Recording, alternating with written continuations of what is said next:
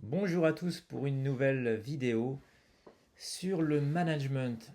Alors aujourd'hui, on va parler de la motivation.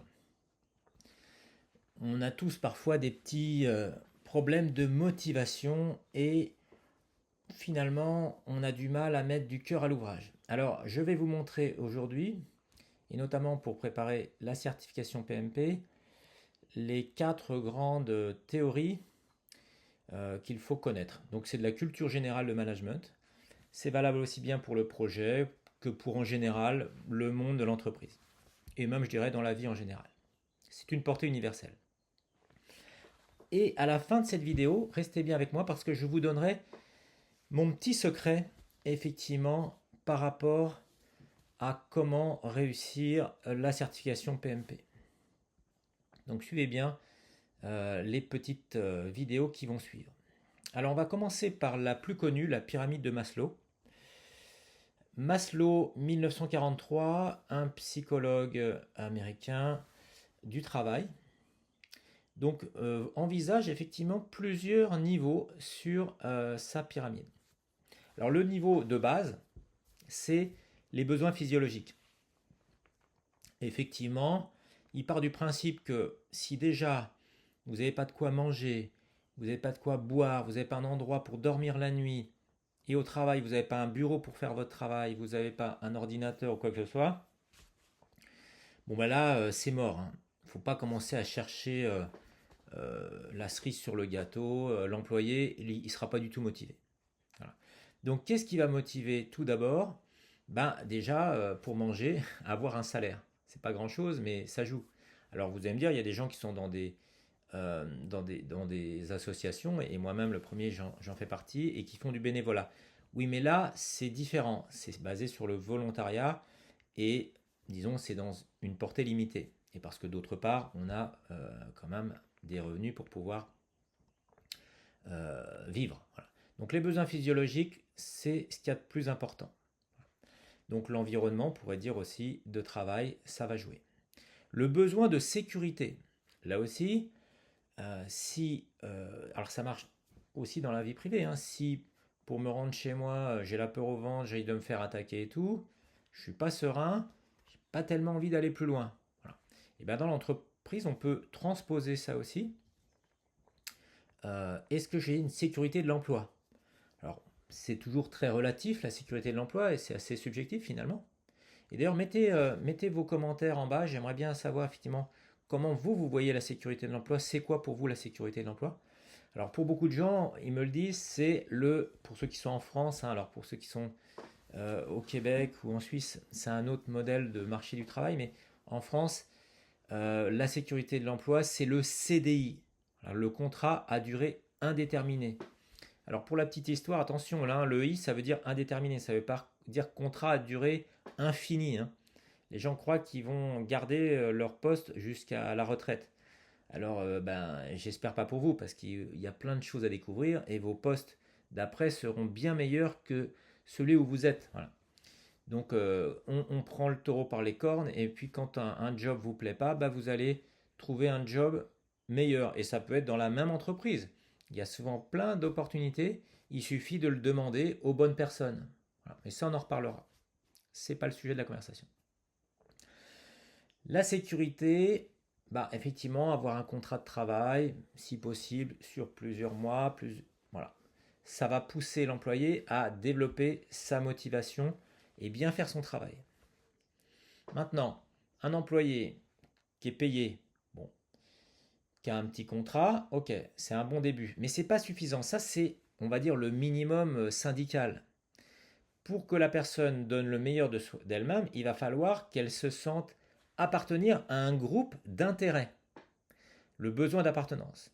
Par exemple, si je sors d'école, je suis développeur dans un langage X, Y, Java, Python, autre, j'aimerais bien travailler avec d'autres gens qui font le même métier que moi.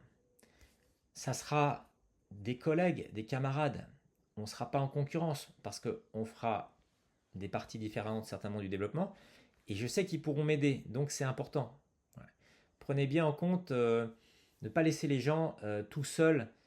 Le télétravail, ça peut être dramatique pour quelqu'un qui n'a pas beaucoup de maturité. Il se sent isolé, il se sent écarté.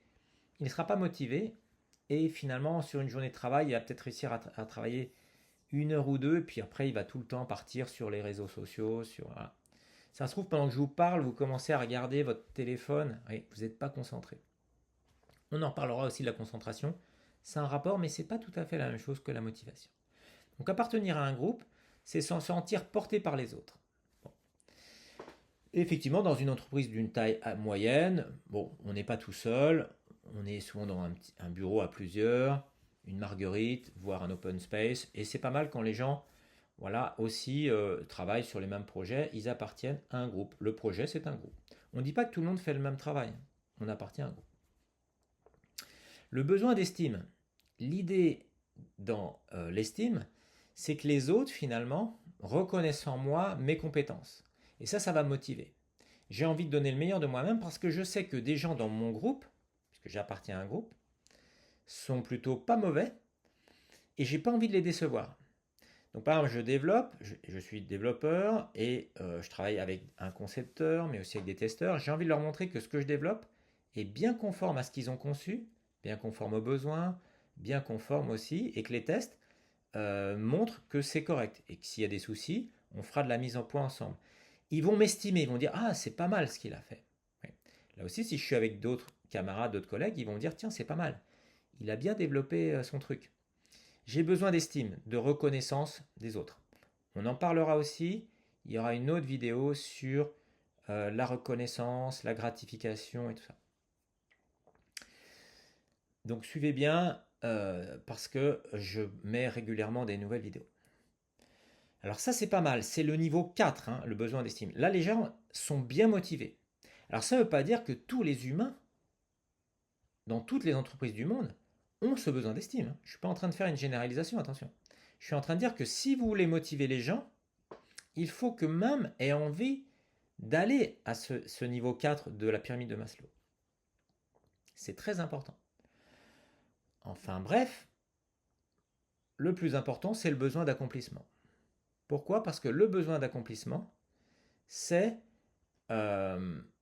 l'idée que au-dessus de tout, j'ai un objectif ultime qui va vraiment m'épanouir. Ouais. Donc ça, c'est important parce que effectivement, les gens qui ne sont pas dans l'idée d'un accomplissement ne vont pas donner le meilleur d'eux-mêmes. Oui. Ils seront un peu motivés, mais ils n'iront pas au-delà. Quand on embauche quelqu'un, c'est très important de voir avec cette personne, est-ce que, oui ou non, cette personne a envie de réussir le projet, qu'est-ce que ça va lui apporter à elle, personnellement, égoïstement. C'est ce qu'on appelle l'alignement des objectifs. Pareil, je vous donne un exemple. Vous recrutez quelqu'un qui est déjà développeur web depuis pas mal d'années. Vous dites, tiens, j'ai un super site web à faire. Mais il en a rien à foutre de votre site web, il en a fait des dizaines. Et le vôtre, c'est un parmi d'autres, rien d'exceptionnel. Donc vous allez faire du teasing, vous allez lui montrer que c'est le site de l'année. Bon, finalement, vous n'allez pas réussir à le convaincre. Il ne sera pas motivé. Par contre, lui-même, il aimerait s'accomplir dans ce domaine-là et faire quelque chose de nouveau. Par exemple, faire une application smartphone parce qu'il a peut-être fait des petits protos, mais finalement, il n'a jamais réellement réalisé une vraie appli smartphone qui serait notamment sur un App Store, genre voilà, Google Play et compagnie. Bon. Donc, vous pouvez le motiver en disant, voilà, qu'est-ce que tu en penses? Moi, j'aimerais te confier la responsabilité de ça. Et là, il a un accomplissement réalisé. Alors, soit il vous dit non, ça ne m'intéresse pas. Bon, dans ce cas-là, c'est qu'il n'avait pas envie. Soit il dit oui, effectivement, aujourd'hui, je vois bien dans mon CV, j'aimerais aussi. Donc, il a son incentive. Ouais. Il sera très motivé.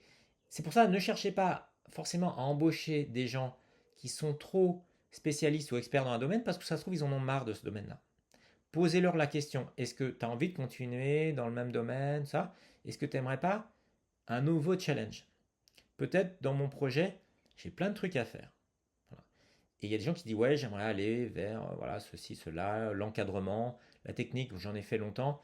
Les gens qui arrivent après 30 ans, 35 ans, 40 ans, ils se rendent compte que la technique, ils en ont fait le tour. Et beaucoup se disent, bon, j'aime bien la technique, c'est ma zone de confort, mais j'aimerais aller au-delà. C'est un appel du pied, hein. Ça veut dire, voilà, j'ai envie d'encadrer, mais j'ai pas envie de faire que ça. J'ai pas envie de faire des claquettes du matin au soir dans les salles de réunion. J'ai envie d'avoir mon équipe, j'ai envie effectivement de ça. Ça sera leur accomplissement. Chacun a un accomplissement différent. Voilà. Vous-même, posez-vous la question, c'est quoi votre accomplissement? Voilà. J'en dis pas plus parce que j'en garde un peu pour la dernière slide. Restez bien avec moi, car ensuite, il y a une autre théorie très intéressante.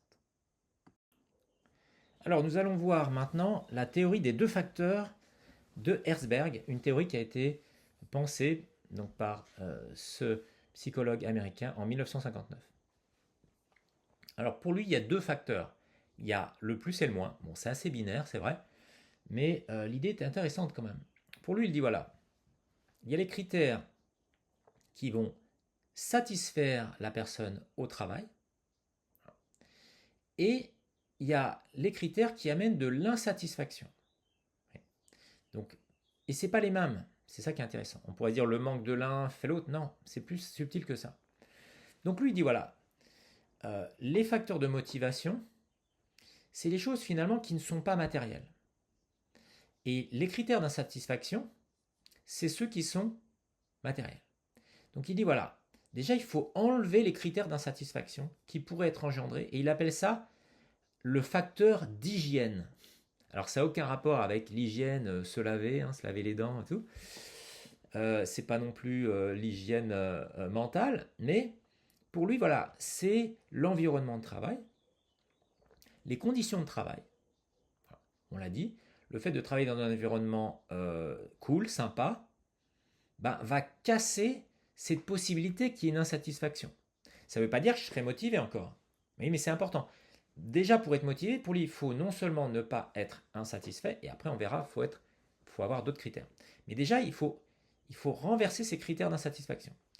Les fameux facteurs d'hygiène. Donc ça veut dire, par exemple, au travail, on le voit dans les startups, on essaye de faire un truc cool, il y a des canapés, il y a un baby-foot, on joue aux fléchettes, il y a une petite cafétéria, on fait venir des pizzas et des fruits, aussi des légumes peut-être. Euh, voilà, on va créer un environnement sympa pour l'employé. Le télétravail a amené ce facteur d'hygiène positif en disant voilà, le fait de ne pas avoir à faire 3-4 heures de transport tous les jours, bah, c'est quelque chose qui était négatif. Oui. C'était un facteur d'insatisfaction. Donc pourquoi les gens finalement disent moi je préfère ne pas travailler, par exemple, rester au chômage? Bah, parce que chez moi, je fais ce que je veux d'abord, et ensuite j'ai pas ces 4 heures de transport en commun à faire. Oui. Bon. Donc en enlevant ça, on amène un facteur d'hygiène positif. Alors bien sûr, le salaire, ça joue, c'est pas ce qui motive le plus, attention, mais c'est un facteur nécessaire, un facteur d'hygiène. Si je suis mal payé, effectivement, je ne peux pas vivre correctement. Je ne peux pas avoir un appartement dans un quartier pas trop loin de mon travail, parce que souvent, là où il y a des entreprises, l'immobilier est très cher, donc on ne peut pas se loger. C'est toujours un souci, et c'est universel, hein, je pense, dans tous les pays développés, alors peut-être pas tous, je généralise, mais dans beaucoup de pays, là où il y a du travail, l'immobilier est cher. D'ailleurs, si vous avez des exemples de pays où c'est pas le cas, mettez-le en bas, ça peut intéresser des gens, puisque beaucoup de gens qui préparent la certification PMP cherchent aussi à s'expatrier. Le PMP est un petit peu le passeport, hein, la carte verte pour aller dans tous les pays du monde. Donc si vous connaissez des endroits où finalement on peut habiter près de son travail, ne pas avoir à faire effectivement 1 heure, 2 heures, 3 heures, 4 heures de transport pour y aller chaque jour, dans un environnement sain, avec de la verdure. On sait qu'il y a des capitales qui sont plus vertes que d'autres. Bon, à Paris, il n'y a pas beaucoup de verdure, malheureusement. Mais on sait qu'en Autriche, ou même à Bruxelles, il y a beaucoup de verdure. Bon. Mettez des commentaires là-dessus parce que ça intéresse tout le monde finalement. Partagez, n'hésitez pas à partager. Mais là, on sort du sujet. Donc, quoi, pas tant que ça. Donc le salaire de base, habiter un endroit où on est bien. Le fait d'avoir un manager qui est sympa, qui est ouvert, voilà, ce qu'on appelle du management génératif. Voilà. Générateur, generative en anglais. Bon. Ça, c'est important aussi. Un manager, leader, serviteur. On en reparlera, le leader, serviteur. Je ferai une autre vidéo sur ça. Effectivement, on va déjà avoir toutes les conditions pour pouvoir motiver la personne. Attention, on n'a pas tout vu. Ça, c'est les critères d'insatisfaction au travail que l'employé n'aura pas et donc en négatif trouvera que c'est pas mal et c'est mieux qu'ailleurs. Vous marquez des points et finalement les gens vont envie de rester avec vous. Alors, maintenant, regardons le positif, la satisfaction au travail, les facteurs de motivation. Voilà. L'idée, c'est de donner à la personne ce qu'il lui faut pour s'accomplir. Rappelez-vous Maslow, le dernier niveau. Et aussi, on dirait les 3 derniers niveaux. Donc aussi, 1, la responsabilité. Donnez des responsabilités aux gens en fonction de leurs compétences. Donnez-les pas des responsabilités s'ils ne peuvent pas les assumer, mais si vous voyez qu'ils sont bons, challengez-les. Les gens aiment ça. C'est pas leur mettre la pression, c'est pas leur mettre du stress, c'est pas ça donner des responsabilités. C'est dire voilà, je te donne la possibilité de réussir, de faire ça. Je te laisse faire cette tâche, je sais que tu es capable de le faire. Si tu te plantes, bon, bien sûr, je ne serai pas satisfait, mais je pense que tu ne te planteras pas. Il ne se passera rien, je te fais confiance. Donner sa confiance, ça va créer de la responsabilité. La personne va pouvoir se réaliser. Elle va se sentir en autonomie. Elle pourra même dire à ses amis, moi je suis mon chef, je suis mon petit chef à moi-même, sur mon poste. Bon, j'ai un manager, mais il me fout la paix. Vous n'avez pas idée à quel point ça a de la valeur. Et si le salaire est tout à fait dans le marché, jamais cette personne elle aura envie de partir. Parce que le job qu'elle fait, elle le fait avec ces fameux critères de motivation. C'est important. Ça, je ne l'ai pas encore dit, mais pourquoi on cherche à motiver les gens? C'est parce qu'on ne veut pas qu'ils se barrent. Les bons employés, et j'en parlerai après, on veut qu'ils restent. Mais ça, c'est quand même important. J'en dis pas plus parce que il y a les X et les Y jusqu'après, c'est juste une autre théorie. Donc les gens avec ces critères-là vont pouvoir développer le meilleur d'eux-mêmes. Vous voyez, c'est très puissant, ces 2 facteurs de Asbury. Il faut bien avoir compris la logique. Les critères d'insatisfaction qui sont finalement des critères environnementaux, d'hygiène, au travail, on pourrait dire le salaire et tout. Beaucoup de gens pensent que s'ils sont payés beaucoup plus, ils aimeront leur travail. Non, non, si le travail est tout pourri, si le chef c'est un vrai connard, le boulot est pas intéressant, vous pouvez payer la personne 10 fois plus, elle pourra dire ah je suis super bien payé, ça c'est vrai, mais elle pourra pas dire je suis motivé pour faire mon travail. Et bien, maintenant je suis esclave parce qu'ils m'ont créé une prison dorée et ça existe. Des jobs où on est quasiment payé 2 fois plus que le marché et jamais on partira alors que le boulot est infect et peut-être même on a un chef tyrannique et on se dit ouais mais je retrouverai jamais un boulot payé autant. Et ça il y a beaucoup de gens qui sont tombés dedans. Il faut savoir que les éditeurs américains, éditeurs de logiciels, et vous les connaissez, les Oracle, les Microsoft et compagnie, souvent payent très bien leurs employés. Et les gens sont dans une prison dorée. Si c'est votre cas, si vous y êtes plus par exemple, et que vous l'avez été, mettez un petit commentaire aussi parce que les gens ont besoin de savoir finalement. Tout le monde n'a pas travaillé pour ces boîtes-là et tout le monde n'a pas eu des salaires de ministre. Donc vous n'êtes pas obligé de donner votre salaire, mais montrez effectivement que vous êtes quand même peut-être parti ou si vous y êtes encore en disant bon ben voilà, je suis bien payé, c'est vrai, mais le boulot est pas tip top finalement. Et vous y repenserez à cette théorie en disant voilà, finalement, c'est pas l'argent qui motive, c'est ce qu'on confie au-dessus. Voilà. Donc on retrouve finalement plus ou moins Maslow. Maslow, on va dire le salaire, c'était les 2 premiers niveaux, puis au-dessus, c'était réellement un boulot intéressant, des responsabilités, de l'accomplissement. On va passer à une autre théorie. Restez bien sur cette vidéo. A tout de suite. Alors nous allons voir maintenant la théorie des X et des Y de Douglas McGregor. Donc cette théorie est sortie en 1960. Alors X, Y, c'est un peu binaire là aussi, mais vous allez voir, cette théorie est beaucoup plus fine que ce que vous pouvez penser. Alors l'idée, c'est qu'il y aura deux prototypes d'employés, de salariés, on pourrait dire différents, les X et les Y. Et bien sûr qui sont aux antipodes.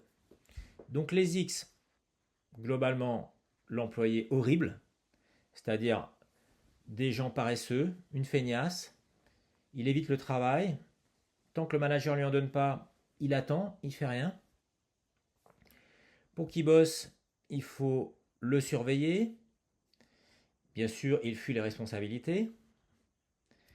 Il faut le contrôler, donc très régulièrement. Des fois, une tâche peut durer plusieurs jours. Tous les soirs, il faut vérifier s'il a bien avancé.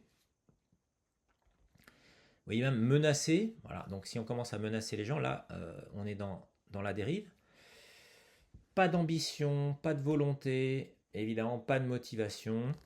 Il faut les payer de plus en plus cher, il faut des récompenses, il faut le sucre, il faut la carotte. Sinon, c'est le bâton. Voilà. Vous avez compris, c'est l'employé cauchemar, celui que personne ne voudrait avoir. Alors l'employé Y, théorie Y, c'est l'inverse. Alors juste pour le X, attention, hein, si vous êtes polytechnicien, ça ne veut pas dire que vous êtes un X hein, dans cette théorie-là, on est d'accord. Si vous êtes polytechnicien, mettez un petit message. Si vous-même, dans une vie passée, une carrière passée, vous avez été plutôt un X, expliquez pourquoi, qu'est-ce qui ne vous plaisait pas dans votre travail et pourquoi finalement vous étiez comme ça. On peut très bien être un X à un moment donné, c'est pas dans la personnalité forcément des gens. Il y a des gens qui à un moment donné ne se sentent pas motivés, voilà, et ils sont X. Et ceux qui sont bien motivés, bah notamment quand on vient d'être embauché, en principe il y a une période idéale, au moins pendant la période d'essai, pendant 3 mois, 6 mois, on est super motivé, et j'espère après aussi. Et puis, on est vraiment un Y. Alors, sachez que des études ont pu montrer que la motivation comme d'un salarié, effectivement, dépasse rarement les 10-11 mois sur un poste fixe. Voilà. Un projet ou une fonction. Donc, c'est pas beaucoup, hein. C'est-à-dire moins d'un an. Ça ne veut pas dire qu'on ne pourra pas faire ce job pendant plusieurs années, mais on n'est pas super motivé. Donc pensez-y, parce qu'effectivement, les gens vont vite se lasser. Donc l'employé Y, c'est le contraire du X. Des gens qui aiment travailler, voilà. Ils travaillent d'eux-mêmes, voilà. Ils prennent des initiatives, ils s'impliquent à tous les niveaux. Quand il y a une décision à prendre, ils la prennent. Donc qui dit décision dit responsabilité. Les deux vont ensemble. Motivés pour accomplir les tâches, ils ne rechignent pas à la besogne. Des fois, il y a des petites tâches qui sont moins agréables. Bon, faut le faire quand même. Euh, Par exemple, moi, il y a des tâches que j'aime moins bien faire. Faire la comptabilité, je vais être franc avec vous, bah, comme manager, j'aime pas ça énormément. Et c'est super important la comptabilité. Si je ne sais pas combien j'ai dépensé, combien j'ai gagné, derrière, je ne peux pas prendre les bonnes décisions. Donc il y a des tâches qui ne sont pas forcément très intéressantes, mais que je vais faire avec entrain quand même, déjà pour m'en débarrasser, mais je vais les faire comme il faut, parce que finalement je me dis qu'elles concourent à quelque chose. Donc vous voyez, celui qui, et je me considère un Y, celui qui est Y va s'auto-motiver, même sur des tâches qui sont plutôt merdiques. Donc ça, c'est important aussi. Mettez aussi, si vous voulez, en commentaire les tâches que vous aimez le moins. Voilà, comme ça, on crée une petite interactivité. Alors, les personnes Y trouvent que le travail est stimulant, et c'est un stimulant, il faut le dire. Bon. Ça va satisfaire les gens, donc ça c'est important aussi, parce qu'ils vont garder leur motivation. Et effectivement, quand elles sont face à des problèmes, en principe, elles vont trouver des solutions. Donc l'employé Y, c'est l'employé idéal. Alors bien sûr, il faudrait recruter que des Y, c'est juste qu'au moment où vous les recrutez, les gens sont souvent des Y. Attention, pas de généralisation. On peut recruter des gens uniquement sur des profils techniques. Et ça, c'est une erreur. Parce que le profil technique, finalement, eh bien, il va pas forcément être intéressé par l'entreprise elle-même ou le projet. On l'a embauché parce qu'il sait faire le travail techniquement. Mais ce qu'on lui a demandé, finalement, est-ce que ça l'intéresserait ce job? Pas forcément. On ne l'a pas demandé parce qu'on n'avait peut-être pas envie d'entendre la réponse. la personne très rapidement, parce que l'environnement n'est pas propice aussi, va peut-être pas donner le meilleur d'elle-même. Ça dépend d'elle. Le recrutement doit montrer finalement est-ce que la personne sur ce poste-là, maintenant avec cette entreprise-là, va devenir un Y. C'est pour ça qu'on vous demande souvent la fameuse lettre de motivation. C'est pour voir finalement qu'est-ce qui dans le job peut vous donner envie de venir. Quelles sont vos motivations pour donner le meilleur de vous-même. C'est pas qu'on veut que vous soyez motivé, c'est qu'on sait qu'en étant motivé, vous allez amener de la valeur à l'entreprise. C'est cette valeur qu'on achète quand on emploie quelqu'un. Voilà. Donc c'est une théorie très intéressante et très fine. Et sachez qu'on peut passer de l'un à l'autre. On peut être très motivé et être beaucoup moins et devenir un X. Mais on peut faire le chemin inverse aussi. Quelqu'un qui n'est pas motivé, c'est que peut-être il est mal encadré aussi. Si c'est un X, à ce moment-là, peut-être, je ne dis pas qu'on va réussir, par du coaching, un leader-serviteur, et je ferai une vidéo sur le leader-serviteur, va se rapprocher de cette personne et va ensuite chercher à comprendre finalement qu'est-ce qu'il aimerait au travail. Alors soit la personne dit moi de toute façon j'aime rien faire, je suis feignant de naissance, je suis né un jour férié. Alors si vous êtes né un samedi, un dimanche ou un jour férié, effectivement, méfiance. Non, je plaisante, mais vous voyez ce que je veux dire. Il y a des gens finalement qui ont du mal à se dévoiler. Alors que bien sûr, certainement, ils ont une passion. Quand ils sont dans leur loisir, ils donnent tout. Voilà. Et ça, effectivement, peut-être le travail peut leur amener quelque chose. Ça ne sera pas toujours possible. Alors qu'est-ce qu'on fait si on a des X? Eh bien, il faut leur trouver un job qui sont adaptés effectivement à ce qu'ils aiment faire ou ce qu'ils sont capables de faire et qu'ils le feront avec autonomie. Et là, en principe, tout doucement, ils deviendront de plus en plus Y. Et on peut demander à son équipe, moi je vous propose de faire un petit travail très simple, quand vous êtes en équipe, même si une équipe sans hiérarchie, ensemble, un groupe, mettez sur un tableau une échelle, voilà, mettez au milieu le 0, mettez moins 1, moins 2, plus 1, plus 2, plus 3 et tout, et mettez les X effectivement dans le négatif, mettez les Y dans le positif, et demandez à chacun de se positionner en toute franchise par rapport à ce projet. Comment tu te sens par rapport à ça?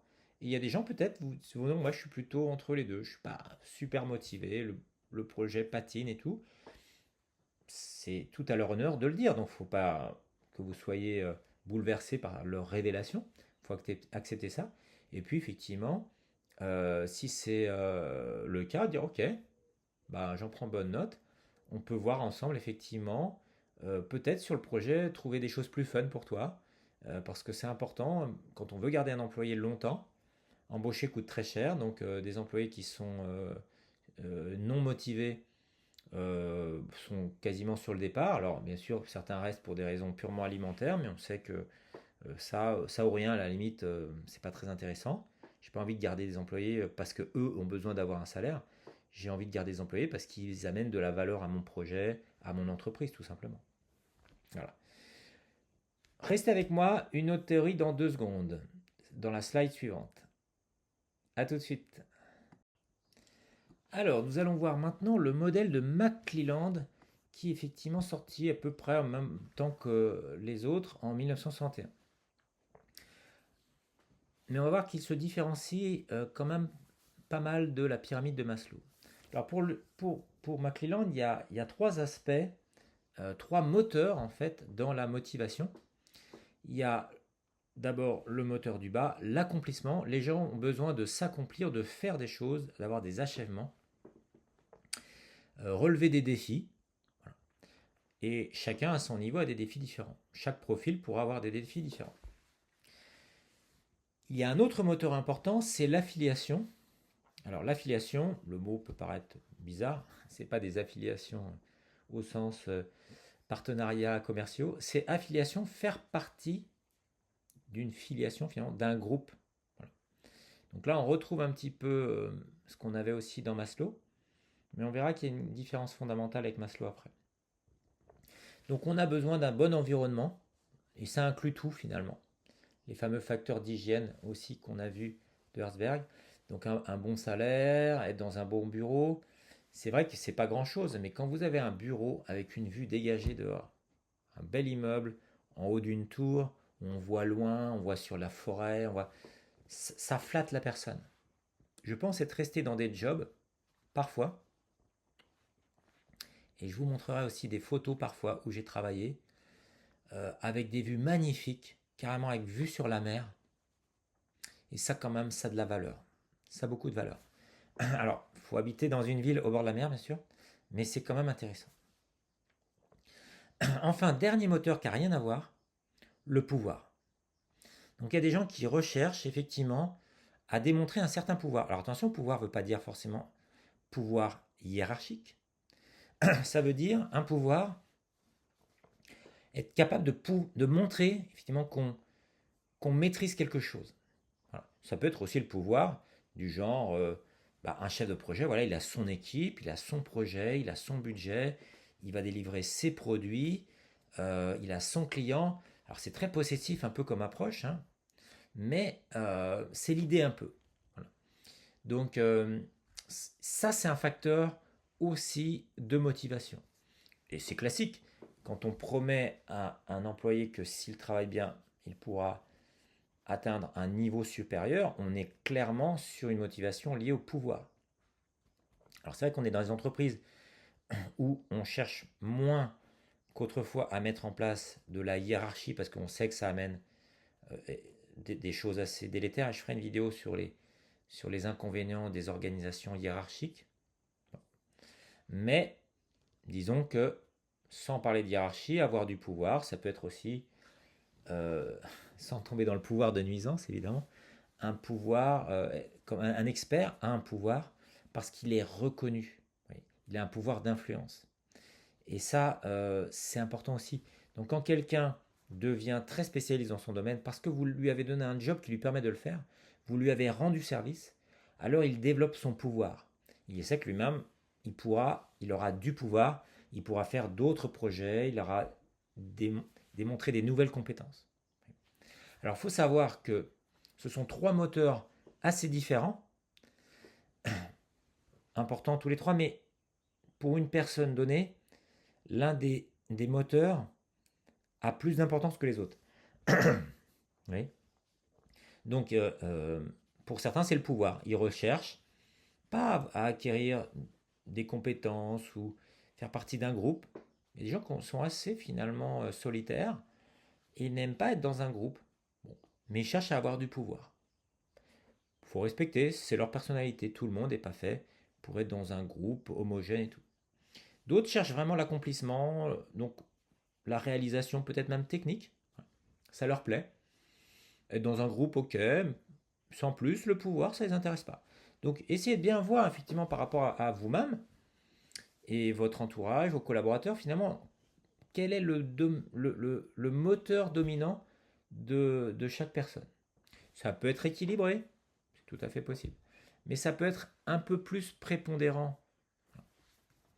Donc n'hésitez pas effectivement à mettre des commentaires pour dire vous finalement quel est votre moteur principal dans le modèle de McClelland.